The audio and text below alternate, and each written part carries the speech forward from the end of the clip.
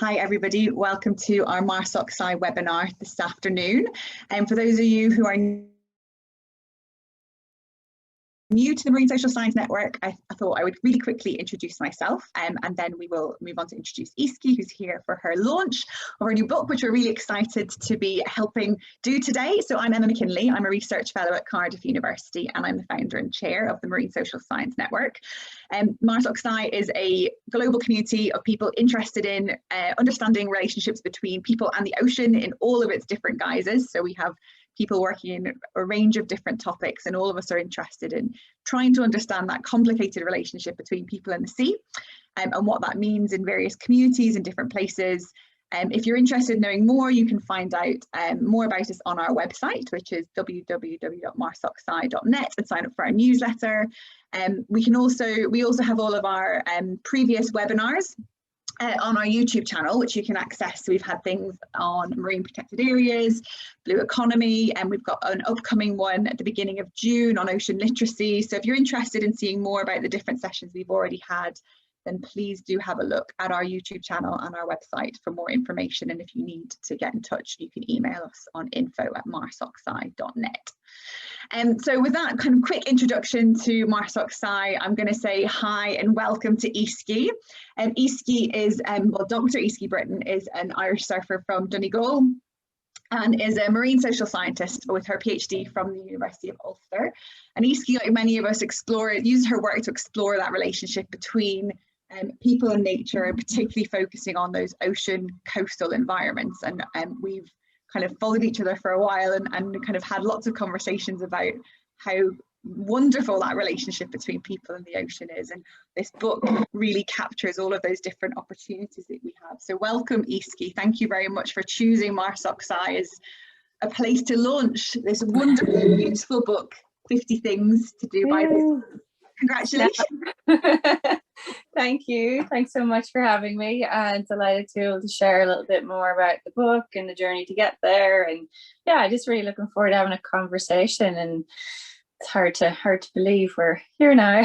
It's very exciting. So for those of you that have attended webinars in the past, this is a slightly different format today. So there won't be a presentation. It's going to be a very conversation-based session. So Easkey's going to do a reading for us from the book, and then I have some questions that we'll ask, but also please put your questions, any questions that you might have for Easkey, in the Q&A box as well. We want this to be as interactive as possible. If you're willing to come on screen, let us know and we'll pop you on screen as well. You can ask your question in person. That's really easy. I can change you over to do that. And yeah, it's really a bit of a conversation between Easkey and I, but also all of you as much as possible as well. So please do, we'll listen to Easkey do the readings from the book to begin with, and then we will move on to those questions and that conversation around the book, but also some of the themes that come out of the book as well, which are really fascinating and really great to see in there. So Easkey, to start with, I think maybe I'll hand over to you to start with readings. Great, that seems appropriate, the book launch. Yeah, so I've selected, always the book 50 Things to Do by the Sea is a collection of 50 things. These little snapshots and activities and different ways to engage and connect with our ocean. But they're divided into kind of various themes or chapters, and I just wanted to read a little bit from that. There's one section in the book called We Are Ocean. We are ocean. We experience the world and comprehend it through our senses. Oceans, seas, and coasts are fluid and dynamic, always changing moment by moment, offering very different multisensory experiences to land-based environments with important benefits for our health. Multisensory environments engage a variety of all our senses at once. This is important for memory because the brain is stimulated in different ways. An essential higher functioning of the different sensory systems in the brain is improved, such as listening skills, the mix of seabirds calling and crashing waves, and tactile recognition, the feeling of the texture of sand beneath our feet. The color, movement, and smell of the sea all have an effect on our sense of well-being. The stimulation of all these senses in our bodies helps us to more fully experience the world around us, helping us to feel more present and engaged in the moment. We are vividly able to recall the memory of that experience, which is why early memories of water are some of our most powerful. And this is all before we even dip a toe in the sea. So,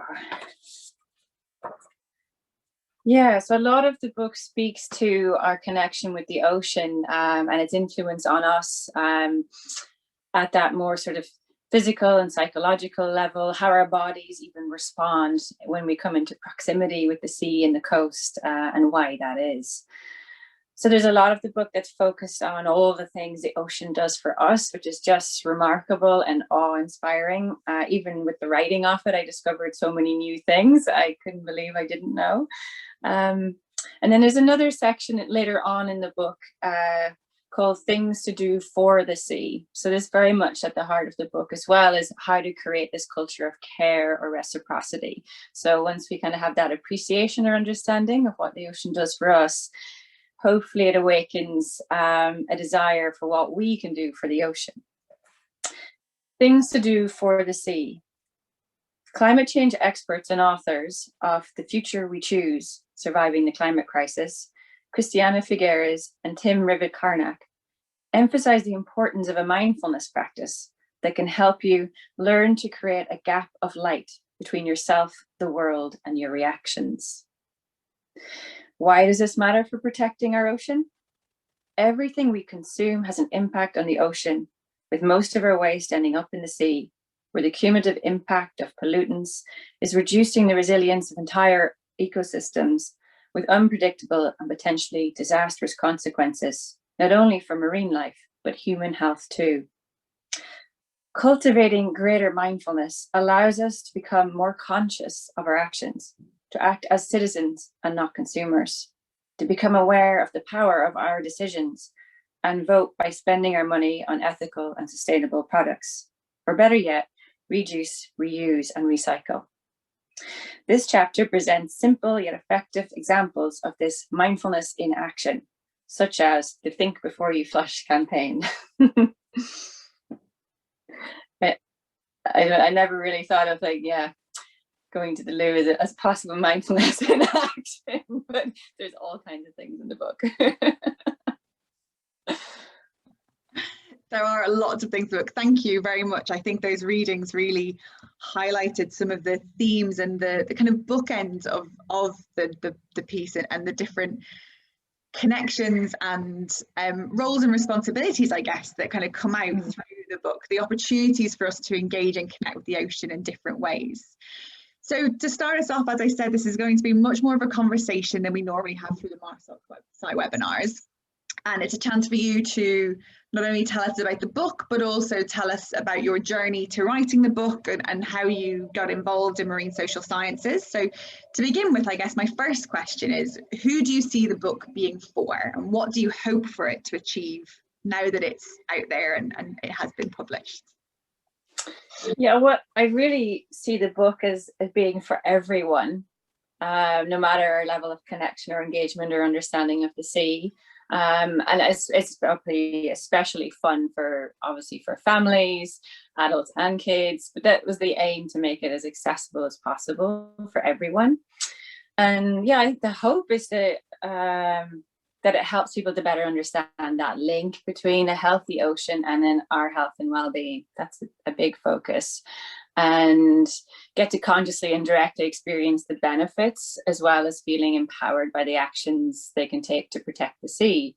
So it's very action oriented in that respect as well. So it literally is, with each little bit of knowledge or story is also a way we can kind of bring that to life through an activity by the sea. It's great. So the book, when you guys get to read it, when you have your own copies, it's set out in really bite-sized chunks, and you're completely right. Those chapters are all really written in such an accessible way, and I really felt that when I was looking at it, was that there are activities that you could do on your own, but also that you could bring kids into, and you could get your families involved and your friends, and it's a way that it can be things that anybody whose lives are completely intertwined with the ocean can do, but also people who maybe don't have that connection and don't have that understanding. And it's written in a way that I think makes it so nobody will feel like it's not for them, and that they have a role to play and an opportunity to kind of do these things. And like you said, be empowered to make change. It's one of those challenges that we face all the time, is how we can empower people to feel like they have a role to play and they can take meaningful action. And I think a lot of the things that you've put in the book really help frame that and help kind of give people ideas of what they can do. You know, it was really fun to work with. I worked with Maria Nilsson, who's the illustrator, to bring it to life, which was a really fun process as well, to visualize it as well as write about it. So it's just, yeah, an example here is, you know, with the Just Breathe one. So, you know, a lot of the activities, you don't need anything. You just literally, that's just your breath. So you're learning how we can connect with the ocean through the breath, and then also like a simple practice to engage with that. Yeah. It's great, thank you. And so what inspired you to write the book? What were you know, what was the process of writing? You've mentioned that you really enjoyed kind of researching different aspects and learning stuff that you didn't know. So what was that process like for you? Yeah, it was such a fun thing to do, because I'd come out of, I was commissioned to do it by Pavilion Books, or the publisher, and it's part of their Explore More series. So it's a lovely mini hardback series. And I loved the idea of it, but also what appealed to me was how to translate and communicate in a way where these stories about the sea and the science behind it felt really accessible, and then how to actually bring that to life in a really practical way for people to directly experience it through an activity. So it was interesting for me, having, you know, a surfer, standing on a surfboard since the age of 4, and having that ocean connection is just so innate. Like I feel it intuitively as well. So I had to kind of go back into a beginner's mindset with some of the things, and then recalling a lot of childhood activities that I used to enjoy, that brought the sea to life for me and really helped create that beautiful relationship. So there was that. And then the other part, I had just finished a really amazing but intense full-time postdoc at NUI Galway with the SOFI project on oceans and human health. So I kind of had just wrapped that up, and then had a break in the summer, like last summer. And it was also a great time to have something to focus on at that stage when we were going through those earlier stages with COVID. So it was just a very fun creative release as well. But I really appreciated the process of writing it. Yeah. It seems like it's been a fabulous way to connect all of those bits of your life, really, to bring in really almost like a summary. I'd said about your journey to being a marine social scientist. I guess it brings in so much of that in terms of really thinking about those connections between ocean and human health, which I know is a lot of the work that you've done in the past, but also those kind of more intangible connections, the well-being, the intuitive connections that people might have. And it feels like almost like a really lovely artistic way of expressing those different aspects of your life and bringing them together. Yeah, definitely. It's that, a lot of it is the coming together of, you know, life experiences from surfing, and then with the science, and it's just like a lovely meeting point with there's a lot of creative kind of focus in there too. Great, thank you. And so tell us a little bit about what your favorite thing to do by sea. So you've already mentioned surfing. I'm not sure we can give you that one. We might have to ask you for might give you another thing, your favorite thing to do by sea, because the book is full of different things. So out of the 50 things in the book, it's so hard to pick one. And it kind of depends, doesn't it? I mean, I think the one, like so obviously the surfing is the obvious one, and anything where I'm totally immersed in water, which is kind of cheating. I'm kind of going a bit beyond being just by the sea at that stage. But I actually think, for me, one of the things I find like the most restorative and grounding and totally absorbing is when I'm beachcombing. And it's something about just focusing on the detail and this art of noticing, and the curiosity and the wonder of like where these objects came from, and all the different, I find it just really soothing for my mind. And it's something I've just, always done since I was a kid. and then, you know, combing for different kinds of shells or objects. And then within that, there's, in the book, it kind of teases out things like, you know, that we might find on the shore. And even, you know, with like the shark egg cases, and how there's actually now beachcombing is becoming a real amazing citizen science opportunity. Absolutely. Because what we find on the tide line gives us information of the story of what's happening in the sea and how different species are doing or not doing, as well as, you know, thinking about beachcombing when I was a kid and how unusual it was to find a plastic object, really, you know. And then now it's like when I go beachcombing with you know, my little cousins and my little niece Aurora, they're growing up with it just being normal, that there's always these little, like, brightly cool colored bits of colored objects, treasures, marine plastics. And how those, I suppose that's a really interesting point, that the baseline perceptions have totally changed. Like, what you would expect to see has changed completely. I find it unusual if you don't see plastic now, because it's so prolific everywhere.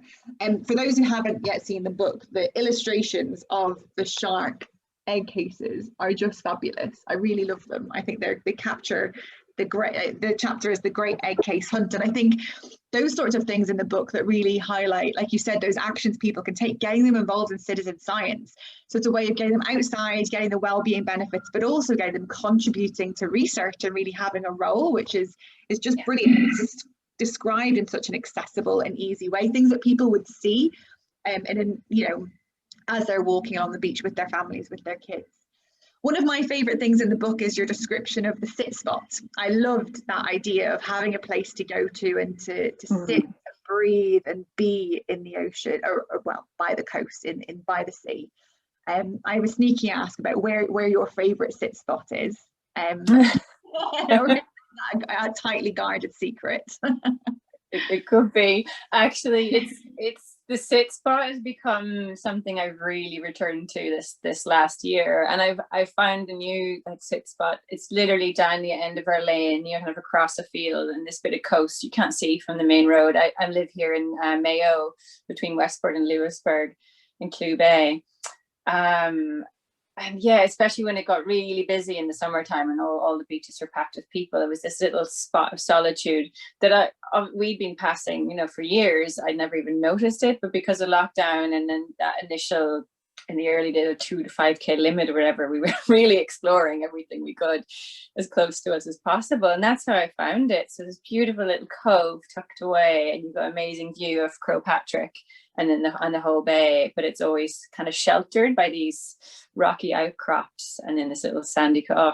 So that's kind of been how I've made it from last year to this year. Oh, lovely. You're making me miss home now. Descriptions of Ireland. Fabulous. I think everybody has, I think I probably have different spots in different bits of coasts. I think that would probably change. And I think I just thought the description of being and really centering yourself and being present and recognizing where you are on the coast is a really fabulous description. Sorry, go ahead, Easkey. Oh yeah, I've been laboring too long. But yeah, I like about, but just the other thing with the sit spot is this noticing again the change, you know. So there's obviously the change throughout a day with the tide and everything else, but also going to the same spot over time, building a more intimate relationship. So noticing seasonal changes too, and even with different species that come and go. And it's just a lovely way to build that kind of, again, that more intimate relationship or deeper emotional connection with a place. Yeah, and also I suppose recognizing how those spaces change and what might influence those. If you're someone who's perhaps not working within marine or coastal sciences or research, you can still really get that really in-depth understanding and knowledge just from being in those environments and reading them and sitting and recognizing those changes and those transitions, as you said, through seasons and over the year. We're starting to get some questions to come in, so I'm going to move away from mine. I have got more, but I'll move away. So we've got a question from Robert, who said, thinking about the coastal zone, do you think people view the sea as flowing against the land instead of the land restricting the sea? So do we see the sea as secondary to the land? Is it an afterthought, I guess? Yes, unfortunately, it's all backwards. Yeah, Robert, it's a really good question. Even if how we think about Ireland, it pops up maybe an image of the outline of it is an island, and then all that kind of green space, and like that's Ireland, which is all the land. But then I know the Marine Institute have this wonderful map of like the real map of Ireland, and you sort of zoom out and you take in the ocean that's also part of Ireland, for example, and it's almost 10 times more ocean than it is land. So we're like really a blue island rather than green. And then that is a big problem. I mean, a lot of ocean policy, ocean conservation, and all of that tends to play catch up to what's happening on land. But unfortunately, also we try to fit it into land management practices and policies that just don't apply in a really fluid, three-dimensional, dynamic environment.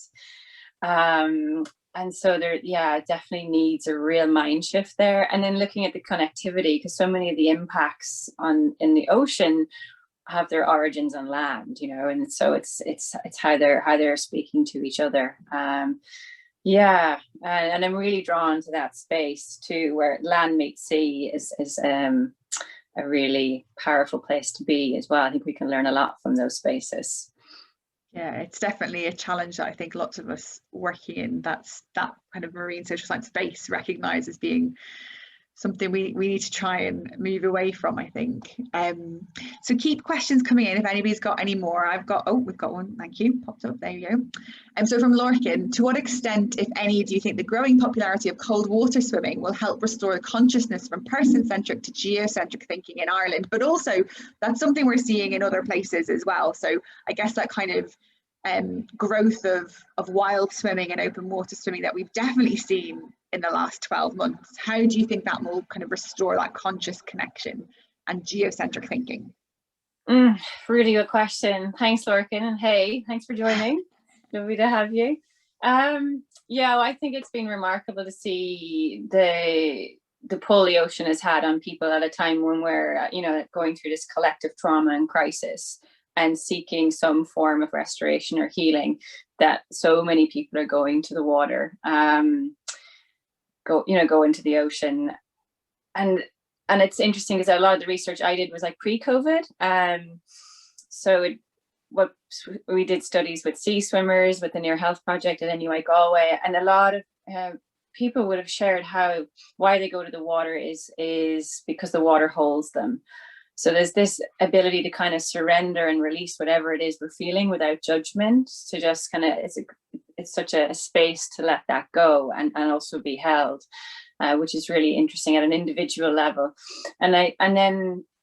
So I think there's an opportunity here. I kind of feel like there's this moment of awakening and a consciousness of the benefit of water, and seeing so many more people go to the sea. And at the same time, there's this risk and need to, how do you foster this culture of care and understanding, of it being bigger than just us. When we're in the water, we're in another environment that is unfamiliar for most humans, and we are out of our comfort zone. So that's why it's so important to kind of, I suppose, ease into that relationship and learn to read it and all those interactions, which is something like an organization like Ebb and Flow in Galway do so well with their sea swimming programs for adults. And they really tune into that kind of the sensitivity of our bodies being immersed in this environment, along with a greater consciousness of what's going on in that environment and our impact on it too. And then so with the big influx of so many people going to our coasts and beaches this summer, I think that's really important to have, for those of us who are familiar with it, to really act as stewards for how to be, because it takes time, I think, to build up that awareness and knowledge, and not to take it for granted. But yeah, and there's huge, and there's also then recognizing there's huge potential there for our health and well-being, especially psychological restoration post-pandemic. And to really, it'd be great to see in a public health context that we're thinking about our water bodies as something that can be health enabling, and ergo they need to be healthy. We're a long way off having healthy coasts and water bodies. So that's a big issue as well, that there can be harmful for the very thing that could heal us is actually harmful for our health when there's pollution and poor water quality. Yeah, absolutely. I mean, that was going to be my next question, is particularly as you started talking about those well-being elements that come into the book, and I know have come from some of your research, is what you think the most important thing, or maybe the challenge in terms of how we better align that ocean and human health agenda. Because you're right, the idea of the medical community, the health community starting to see ocean spaces, blue spaces, part of our healthcare to be beneficial and to kind of get more people accessing those spaces. It would be a brilliant opportunity, but of course, right now there are risks in certain places. And I was wondering what you thought the biggest challenge was in terms of trying to marry those two things up. Yeah. I mean, it's a big question. Well, you know, because I think we've also talked a lot about this as well, and it's in the book too, Emma, how, you know, around, maybe this relates to access, how we access and experience these spaces. So there's really strong evidence now that access to and the ability to experience healthy coastal environments are really beneficial for our physical health and mental well-being. But often these spaces can feel quite exclusionary, and there isn't access for all. We're also a ways off that. And, you know, especially for minority groups and women and girls worldwide. But there is definitely a tidal shift. The tide is turning. So there's a surge in new initiatives that are seeking to restore the ocean as this more inclusive and healing space. And that really gives me hope. So you have got, like, you know, in addition to ebb and flow here, we also, you know, liquid therapy in Donegal, in particular for young people, encouraging them to connect with the sea in a really positive way, or giving them kids access to it who wouldn't otherwise be able to, and especially for mental well-being. And then we're also part of Inclusi, a new project, European project, looking at improving access to surfing for people with physical disabilities or sensory impairments, so adapted surfing, and how to kind of make that more mainstream. And then there's amazing initiatives like I Am Water in South Africa, engaging kids who would, in communities there, who would just never have gone in the sea ever, and opening up a whole new world of wonder and possibility. Sea Sisters in Sri Lanka, which I write about in the book too. You know, they're really doing incredible work to restore the ocean as a safe and inclusive space for women and girls, especially there, because of the impact of the tsunami in 2004, and women traditionally being excluded from beach spaces. So there's a whole shift, narrative shift happening around experiences of the sea, and these kind of new sea stories coming out because they're being told from the perspective of women and girls who have this new relationship with the sea now and are bringing a totally different voice. So that diversity, I think, is critical. Yeah, and I think what I've found really interesting is I think we've started to realize that actually just because somebody lives by the coast or lives in a coastal space or an island community doesn't mean they automatically have equitable access to those spaces. And I think increasingly in a lot of the conversations that I'm having is that we're starting to remember that and kind of say, oh, well, just because somebody lives in Donegal or Plymouth or Cardiff or Sri Lanka, where you would, you know, or South Africa, where maybe you think there might be easy access, there are so many different contexts that we have to be aware of that might challenge that access, and that can be across a range of different things. And I think it's crucial that we start to be more aware of those and have those conversations. And the point you made about kind of those of us working and living in these kind of roles, being stewards of our ocean and coastal spaces, and I think that's also of our communities as well, trying to create those opportunities to get involved and to, I think you've highlighted a number of different initiatives that really kind of speak to that need for increased inclusivity and accessibility, which is great to see. We've got another question that's come in from the audience. Thank you. How did you come about integrating the disciplines of social science and environmentalism in your work? Oh, such a good question. I love it because I was thinking about this before you came on about the, you know, how did I become a marine social scientist? And then I really just wanted to say it wasn't until I think the Marine Social Science Network actually got established that I discovered, oh, there's a name for what I do now. I can give it an identity. And it was actually a conversation with Dr. Ruth Brennan, another marine social scientist too, and that's what we call ourselves now. But that's not how it started out. You know, we were very much in this space in between that wasn't acknowledged, between environmental science and the harder, quote unquote, harder sciences, and then also a lot of social justice issues we were working on too. And so my journey to it, I studied environmental science at the University of Ulster, and like prior to that, I'd spent years, I kind of came to university late, and I was traveling solo surfing and building a professional surfing career, but also weaving that in with getting involved in marine conservation volunteer programs and coral reef conservation. And it was through that really realizing that this human dimension was really missing. So a lot of these projects, as well-meaning as they were really excluding the actual contribution and collective wisdom of communities that for generations have lived with these ecosystems, and the assumption then that wasn't considered expert knowledge, you know, and just that any impact would be short term without the inclusion of communities and considering human relationships, not just, you know, looking at fish species in isolation. And so, yeah, change for me when I was at university, I decided to come back home as well and studied in Northern Ireland because I realized how little I understood about what was going on in my own backyard. And I knew a lot more about tropical coral reef ecosystems than I did about, you know, native habitats off my, you know, the coast of Donegal, where I'm from. So I felt like I really wanted to be able to speak to that when I was going out in the world talking about ocean connection, like speak from my own connection to place where I grew up and where my ancestry is. And then I met Dr. Sarah Coulthard, who was another woman who'd managed to weave together. If it wasn't for her, I don't think I would quite be where I am now today by a long shot. So she became my PhD supervisor and really encouraged me to look at that intersection of the social impacts along with what was happening in the marine environment, and looking at kind of that more holistic framing and using a kind of, I suppose, that well-being lens at the time. So I completed my PhD 2013.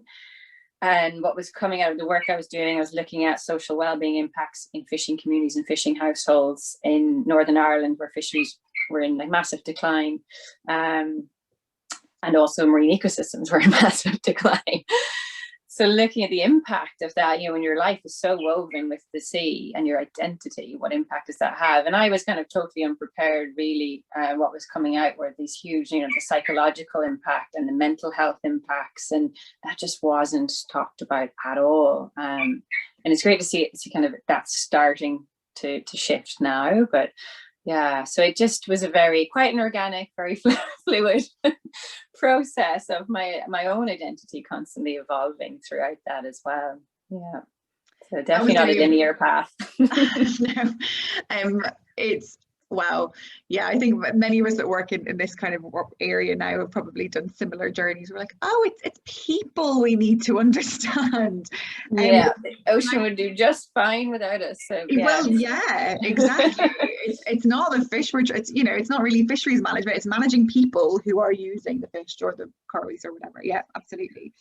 Just when you mentioned about those conversations starting to change around maybe considering that, it's really great to hear you see that. And have you seen is there any evidence or any stories that you can kind of speak to show that that way of thinking, it has maybe shifted in terms of thinking about those well-being aspects, the mental health of fishing communities, some of those examples that you gave in your previous in what you were just saying around how you kind of developed your journey? You know, have you got any evidence that things are changing? Have you got examples that things are changing at a policy and management level, that sort of thing? Yeah. I mean, no, okay, we have a ways to go. With case in point, this morning there was a kind of a news headline that came out of the UK where around sort of nature prescriptions. So kind of, you know, building on social prescribing. as these alternative pathway to in healthcare. But in looking at sort of like the Wetlands Trust in England and maybe in and around London, but linking, I suppose, how we engage with the natural world around us, and in particular, I suppose, wetlands and those kinds of environments where we don't really, they're often out of sight, out of mind as well. But making that link in the article to learning more about, say, wetland habitats or taking part in like wildlife photography, having mental health benefits as well. And so I'm even saying, you see the shift happening, say, in more traditional marine conservation charities or NGOs like Clean Coasts here in Ireland, getting also really interested in the community building aspect that organised beach cleans might have, and then also the social well-being impact that has. So almost the health by stealth approach. So there's such a crossover between what we're doing to protect and restore, say, marine environments or ecosystems and the impact that that's also having on us at the same time. Overall, okay, we're going to benefit from a healthier environment, but the action of participating is having all these positive benefits as well. So to bring us back a little bit to 50 Things to Do by the Sea and bring us back to the book, you mentioned earlier about returning home to your place of ancestry and where you grew up. And one of my favourite things when I read the book was the description of some of the traditions and the kind of the stories that you tell in the book and that you use in the book. And I guess I was wondering, firstly, what your favourite tradition is, but also how important those coastal traditions might be to how we currently connect with our oceans, our coasts and seas. Firstly, what's your favourite tradition, and then how important are those traditions? Well, I think it's hard to beat a seaweed bath. I think I'd really love one of those right now. And that's a long tradition, in particular in Ireland with having the seaweed bath houses. But in the book, I think my favorite one is about sea beans. So it's something that Dr. Anne Byrne, a great mentor of mine at NUI Galway as well, told me about them. So these tropical seeds that are carried by the colder currents to our shores, which is kind of remarkable in and of itself. But they're believed to have these magical properties, especially related to fertility and for women trying to conceive. And so traditionally are handed down from mother to child for generations. I just thought that's a really beautiful connection. And I think why those things matter is that it's the reminder of how infused our way of life, our cultural beliefs and values have been shaped by the kind of relationship we have with the more than human world, with the ocean and the environment we're in. So it's a reminder of just that we're not, society is not separated from the rest of it, it's which I think is probably unfortunately one of the greatest lies we've been told, that feeds that disconnect and creates a duality. So those kinds of traditions are reminders actually that there's always been this connection, which I really like, especially as people are maybe trying to rediscover that. We're definitely trying to reconnect with these places in a new way now. I'm definitely seeing that, but it's just nice to remember, not to discard there's a lot of wisdom there too that we could recover as well, not to dismiss that as we're going off seeking new shiny solutions. That's a very good point, and that was also my favorite tradition that you describe in the book. I really liked that. And one of the other themes that I think I got from that, from the sea beans, but also from some of the other kind of topics you bring in, is the relationship between women and the ocean. It's interesting that in many places women and girls have been, their access to ocean has been so prohibited, but actually a lot of the connections that you mention are between feminism, femininity, fertility and the ocean. Is there anything that you'd like to say around that? Yeah, that was just a really exciting part. Because I love discover. It was almost like I had to discover that through writing the book for myself, because we don't hear those stories. No. So many sea stories are very male dominated. The sea and seafaring and all of that's typically men off on their adventures of exploration and so on. And then if women do appear, we're kind of these you know, mythical sea sirens to be feared or whatever, and that's about the height of it. Whereas in actual fact, yeah, I just loved, and particularly I suppose around even with the seashells too, is really interesting. A different way of thinking about,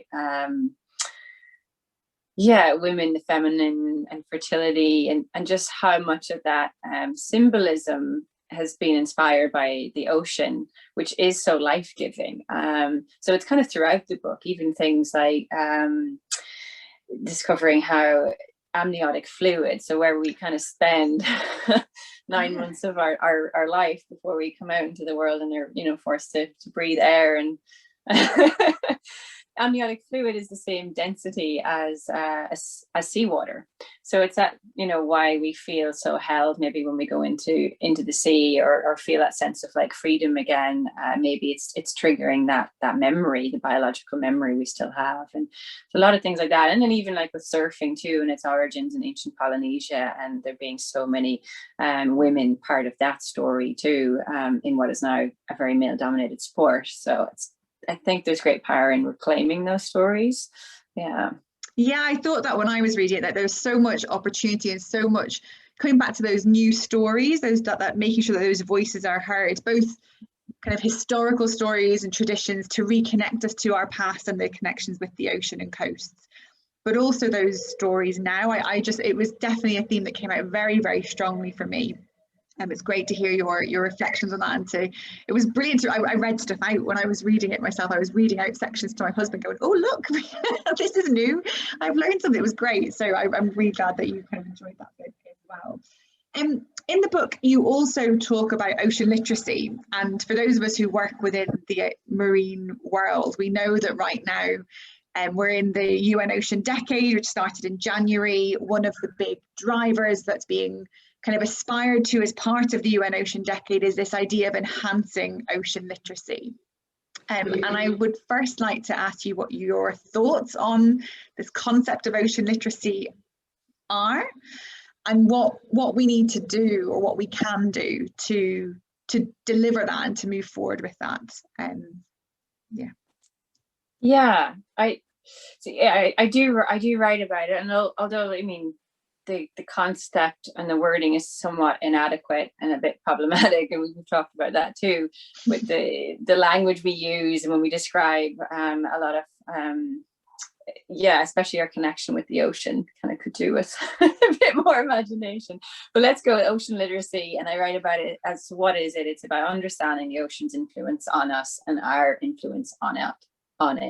So essentially, like how and why we're connected to the ocean. And it's something that, you know, when we kind of come through in the education system, we really just don't have an understanding of, which is quite remarkable when you think about it. But we also, there's a real need for new stories about the sea and our ocean connection, because I think stories are really what helps us make sense of the world. Mm-hmm. And they spark curiosity and wonder, is what leads to new ideas. And it's something like that we are Ocean Coalition really advocate for as well. And creating a more ocean literate society, what that means is just that we're better able to make better decisions that are informed and responsible ones. But I think for me with ocean literacy, that there is a growing appetite and awareness, but it's also about how does that facilitate community building, mm-hmm. that then helps support actions. How do we remove barriers to the solutions? Because there's already so many solutions there. Like, we have the solutions we need. So that there's things like that need to come into it too, rather than just giving people information is not adequate enough. And I like Paul Kingsnorth, another author. He writes how the ecological crisis is a crisis of stories, which is really about inadequate relationships. So I think when I speak about ocean literacy, that's how I like to think about it. Is like, okay, we need new stories to create, I suppose, better relationships, mm-hmm. you know, with each other and with the ocean. I think that for me sums up my thinking about the term too. It's an area I work in, as you know, but it's definitely a challenge for me, because I think even the terminology can be quite limiting, and it's what we've inherited, it's what we've got, and it's what's driving a lot of conversation, which is really positive to see. I mean, I've been working in that kind of world for a long time, and I remember talking to people about marine citizenship and people saying, what, as in like the fish as citizens? I'm like, no, that's yeah. That's not what we mean people.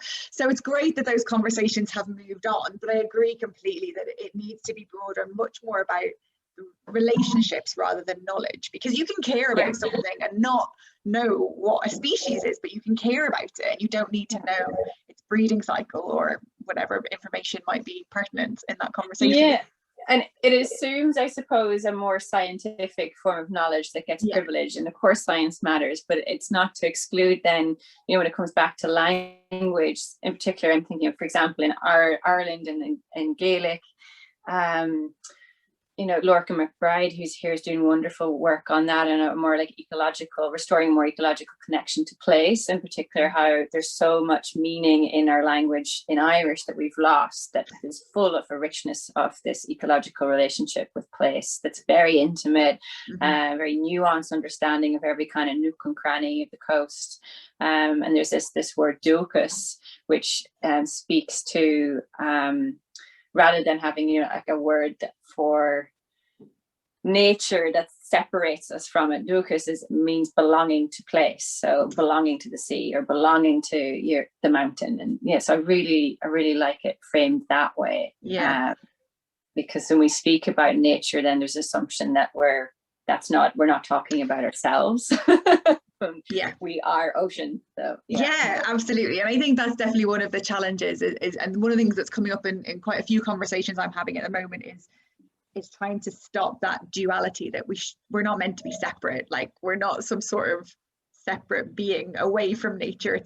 We're all living on the same planet. It's all the same thing. So I think that reconnection is really important. We've got a couple of questions coming in. So we've got a question from Robert again, who says, grew up on the shores of Belfast Lough and watched virtually all the fish species disappear. The causes are many. So on a personal level, when you see that kind of thing, how do you keep your spirits and your momentum up in the face of the magnitude of the issues that we need to address?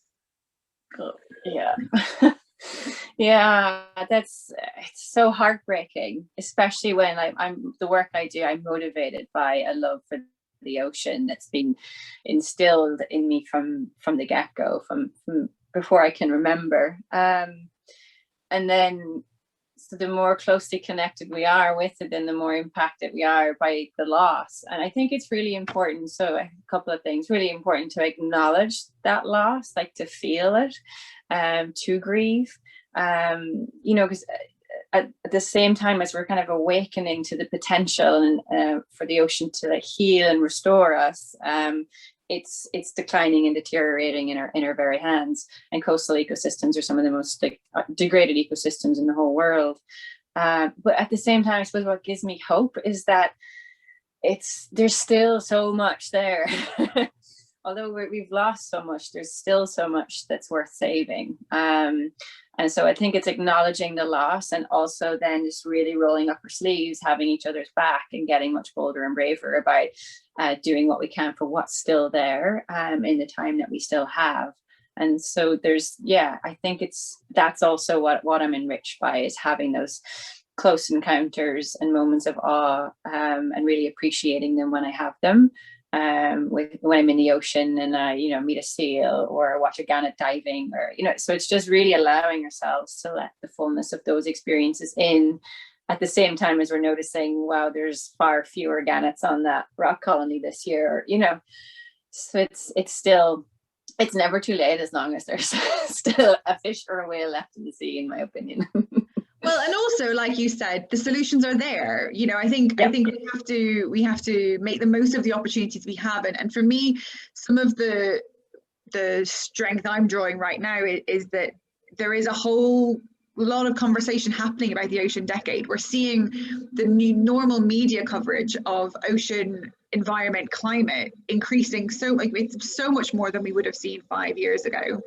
10 years ago. And I think that can only be a good thing. It might not always be telling us good news. It might be telling us that something bad has happened. But the fact those conversations are happening are a real opportunity. And so I think what you said about being bolder and braver and moving forward with some of the solutions we already have is a real opportunity, and perhaps a reason to be positive and optimistic. But I think recognizing those feelings of grief. And it's something that I think there's been quite a lot of writing on recently about what impact there is on researchers working within environmental subjects, and that feeling of loss and concern that we have for the environments that we came into these subjects because we love them, because we feel passionate. Yeah, and it's a measure, of how much we care. So I think it's important to feel that. And also then I think it's a case of like, when it seems overwhelming, that's when it's important to remember that it's going to take all of us. So it's like, how are we creating the more energy we put into, I think, community building, collaboration, connecting with others, sharing our experience and knowledge with others, because of the hugeness and complexity of a lot of the challenges, it will take all of us. And I mean beyond the ocean science community. So it's great that these conversations are being taken out of those bubbles. And in seeing too the inclusion in particular of like the role of arts and culture, of musicians, and of bringing it into more popular culture. I think that's an exciting area that I'm seeing a shift in as well. And also the ocean's amazing ability to restore and recover if given a chance at all. Yeah, absolutely. And I think just that what you mentioned about arts and culture, I mean, that's how those are our stories, that they are our narratives. They're how we tell stories. And I think I agree, using those as ways of connecting people has been a really positive thing. We're definitely seeing more recognition of how important those stories are, and how important those approaches are to telling those stories. So we're coming up to 5 minutes or so left of this webinar.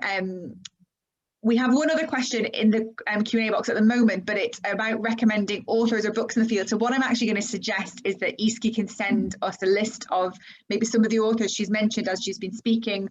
I can also compile a list of some of the initiatives, like the We Are Ocean initiative, and those links go underneath the recording. And there is, and there, lovely sources. Of course, writing a book like this, it comes from drawing on the amazing work of so many initiatives, and celebrating that as much as possible, and of other amazing scientists and ocean warriors. So some of them there's also fantastic resources here, including books and things at the back of the book. Worth checking out. Absolutely worth checking out. There's some great stuff in there, and so definitely do have a look, and we can include some links in the recording and on our social media and stuff to make sure you can access those a bit more easily as well. So unless there's any other questions, I've got one final question for you, and my last question is there anything you've written this book about 50 things to do by the sea? Is there anything that you didn't include in your writing? It was actually quite difficult to come up with, because it was like 50 things, so like actual like activities to do by the sea. But I have no doubt, like it's interesting now because it is sparking conversations with people if they're sharing their favorite things to do by the sea. So I am gathering like a list. So it could be volume 2. More things to do by the sea. So I'd be really interested to hear if anyone here, they want to just pop it in the chat or something of some of their favorite things. I love to discover new ones. That'd be great. If anybody wants to quickly pop their favorite things to do by the sea in the chat, that would be great. Or we can tag Easkey in some posts on Twitter, and you can respond in that way and make sure we get that conversation going. So we can compile 50 more things to do, because I know that once things started being tweeted about this session, there were a couple of things like is playing ukulele in there. It's not. So that's gone on the next list. The next list. As we've been talking, there's been a quick question come in about do you have any podcast recommendations about I suppose a link to similar topics that you might recommend?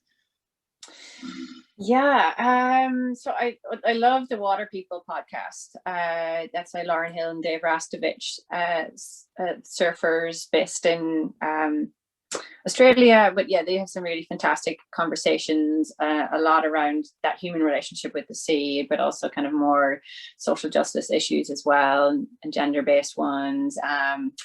not specifically kind of ocean related, but then there's how to save a planet, and there is a great piece on there around regenerative ocean farming and kelp. That's by Dr. Ayana Johnson, is one of the co-hosts.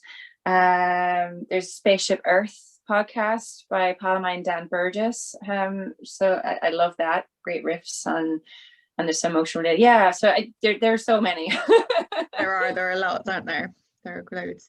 Yeah. Okay, well, so thank you so much, Easkey, for launching your beautiful book, 50 Things to Do by the Sea, with MarSocSci this afternoon. It's been an absolute privilege to have you to chat to this afternoon. I've really enjoyed myself. It's been a lovely... Yeah, thank you. And thanks to everyone. I'm seeing some lovely comments come in there too. Really, really appreciate it. So thanks to everyone for being here. Thank you all so much for joining.